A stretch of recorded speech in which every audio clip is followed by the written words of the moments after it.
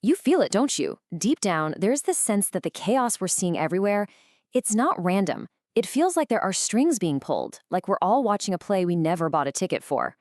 What we're about to lay out here isn't just some theory. It's an explanation based on the evidence our sources present. And you need to see this as a final warning. And that question, it burns, doesn't it? It keeps you up at night. What do they really want? Because it's obviously not just about money anymore, or power in the way we normally think about it. It's about something invisible, something your gut has been trying to tell you about for a long, long time. And according to what we found, the answer is going to change how you see everything. All right, let's start with what we can all see right in front of our faces, the political stage. It's this grand performance, this big show put on for our benefit. But you know what? The stage is rotting from the inside out. And the actors? Well, they're just reading from a script that leads to disaster. I mean, just look at this. For half a century, 50 years, it's been the same handful of parties just swapping chairs. It's a game of musical chairs. They call it democracy, but our sources have a better name for it: the party cartel. It doesn't matter who the prime minister is. The players might change, but the team, the owners, and the game itself, they always stay the same. Real change? It's literally impossible in a system like this. And this just says it all, doesn't it? A new cabinet isn't a new government. It's just a new season of the same old show. You've got these people who look like a scouting club, just radiating this unbearable lightness, while everything around them is falling apart. It's managed decline, and they're the managers. So this brings us to a really, really disturbing question. What if all this failure isn't failure at all? What if the system isn't actually broken? What if it's working perfectly exactly as it was designed to, according to a hidden agenda of deliberate demolition? Take a good look at this number: 27 billion euros.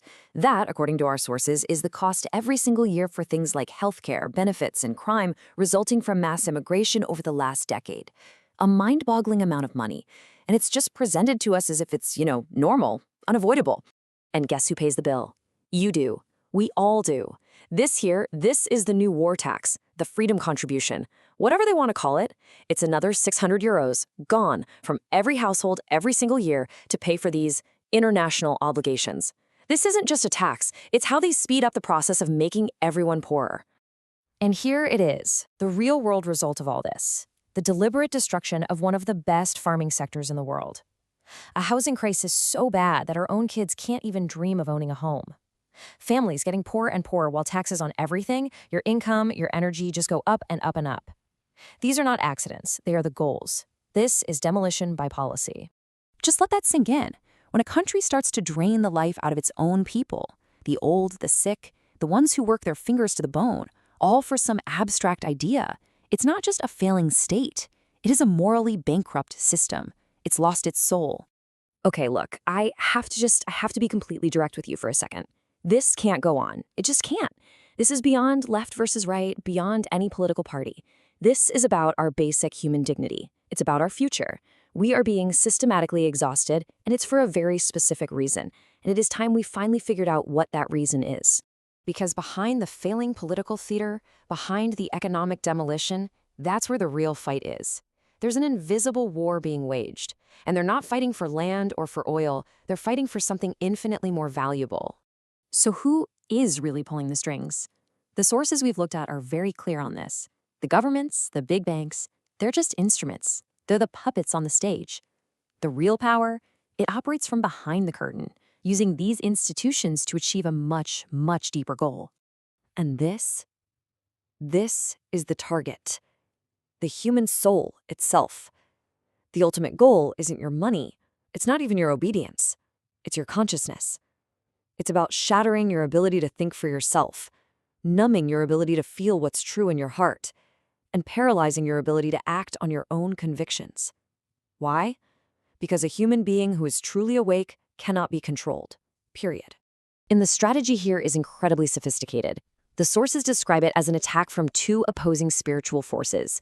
On one side, you have this cold, materialistic intelligence, Ahriman, that wants to convince you you're nothing more than a biological machine, that only matter is real.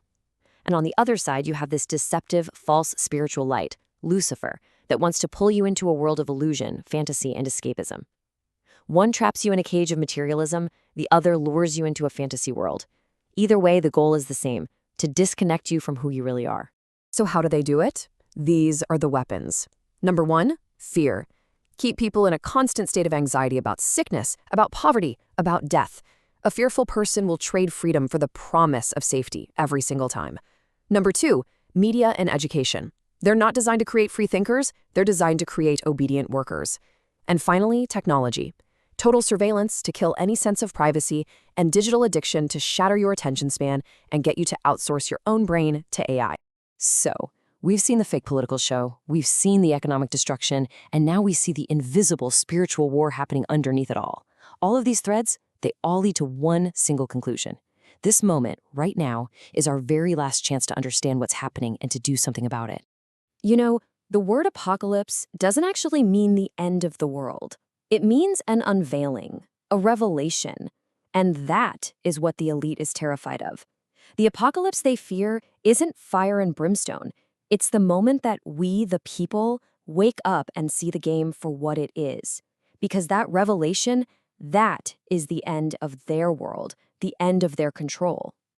And you can feel it, can't you? A chorus is rising. People are starting to say it out loud. Enough is enough. This whole system is morally and financially bankrupt. We refuse to be exhausted anymore. The contract is broken.